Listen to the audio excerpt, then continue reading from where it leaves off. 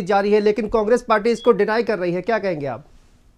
नहीं, बिल्कुल बातचीत के बाद ही माननीय राष्ट्रीय अध्यक्ष जी, पूर्व मुख्यमंत्री जी का बयान आया है। देश में उन्हें मिस्टर कूल के नाते लोग जानते हैं, बहुत ही गंभीर नेता हैं।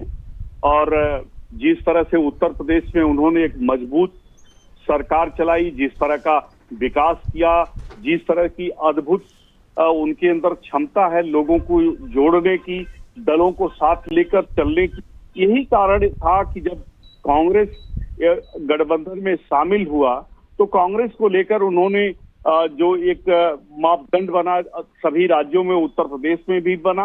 समाजवादी पार्टी के पास 37% वोट शेयर था और ये निश्चित तौर से कांग्रेस बहुत डाउन थी। अब मतभेद सारे खत्म हुए और कोर कमेटी की जो बैठकें चल रही थी, उस आधार पर कांग्रेस को 11 जो मजबूत सीटें हैं, वो सौहार्दपूर्ण गठबंधन की एक मजबूत शुरुआत हुई है और ये सिलसिला आगे भी बढ़ेगा। आगे बातचीत में हमारे उनके बीच जो सहमति है, अगर उनको उनका प्रत्याशी अच्छा होगा तो समाजवादी पार्टी झुकेगी, अगर हमारे प्रत्याशी अच्छी होंगे तो कांग्रेस 2 कदम पीछे हटेगी। लेकिन मजबूती के साथ उत्तर प्रदेश में हम लड़ने जा रहे हैं।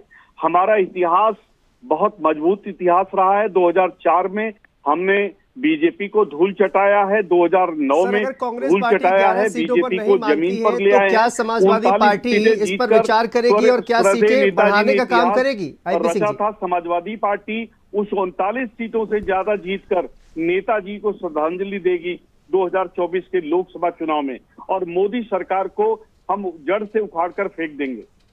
सर, अगर कांग्रेस पार्टी नहीं मानती है 11 सीटों पर, तो क्या समाजवादी पार्टी उनको और भी सीटें देने का काम करेगी क्या?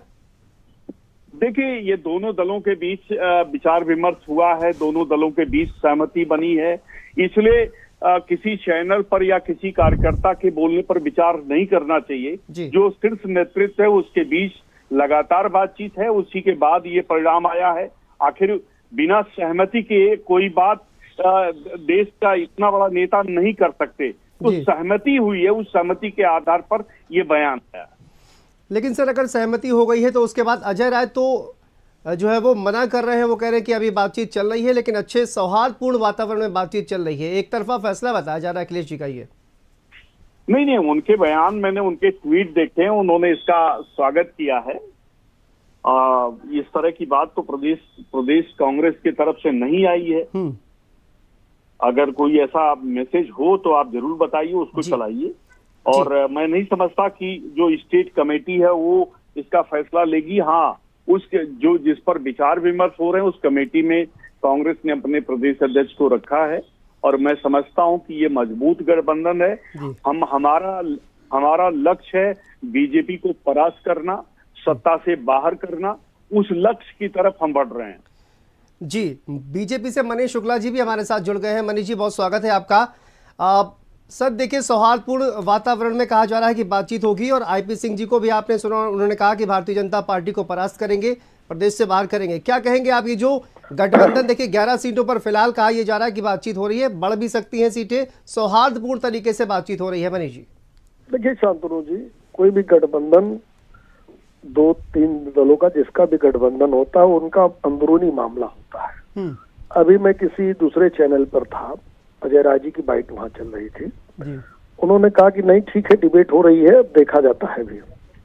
फिलहाल अगर आईपी सिंह जी दावा कर रहे हैं और समाजवादी पार्टी के हैं तो उनकी बात को माना जा सकता है कि ठीक है, अखिलेश यादव जी ने अपनी तरफ से 11 सीटें घोषित कर दी हैं। लेकिन जब तक कांग्रेस की पुष्टि नहीं होती है तब तक ये नहीं कहा जा सकता कि दोनों लोगों ने मिलके इस बात को स्वीकार किया है। और वैसे भी आईपी सिंह जी स्वयं अभी मध्य प्रदेश के चुनाव के दौरान बहुत तल्ख थे, बहुत नाराजगी से अजय राय जी के बारे में ये भी बोला करते थे, इनके कुछ प्रवक्ता, उसमें अखिलेश यादव के बयान। तो हमको लगता है कि अब आज के बाद आईपी सिंह जी और इनके प्रवक्ता कम से कम अजय राय जी के लिए, उनकी पार्टी के नेताओं के लिए कुछ खराब शब्दों का प्रयोग, राजनीतिक मर्यादा तोड़ने वाले शब्दों का प्रयोग तो कम से कम नहीं करेंगे। नहीं सर, वो तो वार पलटवार किया गया था ना, किसी कांग्रेस पार्टी की तरफ से वार किया गया, उसके बाद इधर से पलटवार किया गया। लेकिन अब सौहार्दपूर्ण तरीके से मनीष बातचीत जी, हो रही है, बीती उत्तर ताई प्रदेश में विचार दे, कड़ी आगे टक्कर की अब बीजेपी को सुशीले। मिलेगी। मनीष जी जी जी जी आईपी सिंह जी क्या कह रहे हैं आप?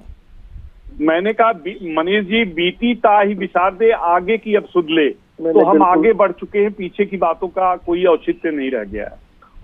वैसे गठबंधन उत्तर प्रदेश में 2014 के बाद तमाम राजनीतिक गठबंधनों को देखा है। 17 में उत्तर प्रदेश में समाजवादी पार्टी और कांग्रेस के गठबंधन को हमने देखा। भारतीय जनता पार्टी 325-26 सीटें जीतकर आई थी। लगभग 72-73 लोकसभा सेगमेंट में हम आगे थे 17 के असेंबली चुनाव के दौरान। तो हमारा गठबंधन जनता से है, एनडीए का गठबंधन है।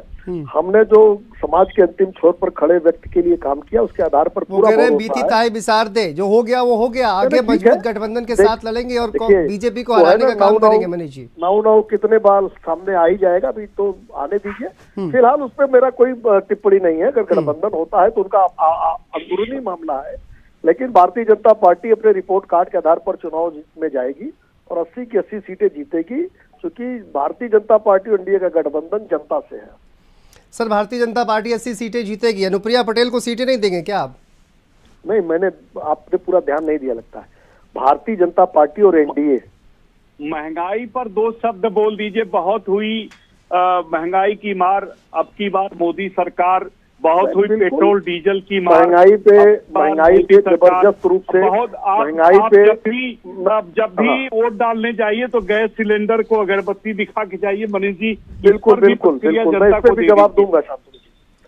देखिए, जो अभी सामने दो तरह के गठबंधन है, अगर एनडीए है और जो काल्पनिक गठबंधन इंडिया अलायंस है, अगर इसको सामने रखेंगे तो जो इनके सहयोगी हैं, जो आईपी सिंह जी के बड़े भाई कांग्रेसी हैं, उनकी सरकारें जहां हैं वहां ज्यादा महंगे पेट्रोल और डीजल बिकते हैं। हिमाचल में सबसे ज्यादा महंगा डीजल और पेट्रोल है। तो कम से कम पेट्रोल और डीजल पे इंडिया अलायंस बोलने की स्थिति में नहीं है। उसके पास ये नैतिक